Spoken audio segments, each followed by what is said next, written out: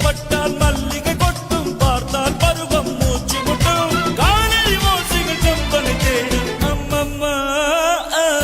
பிக்காசோவின் ஓவியம் ஒன்று பெத்தோவானின் சிம்பனி ஒன்று பெண்ணாய் மாறியதோ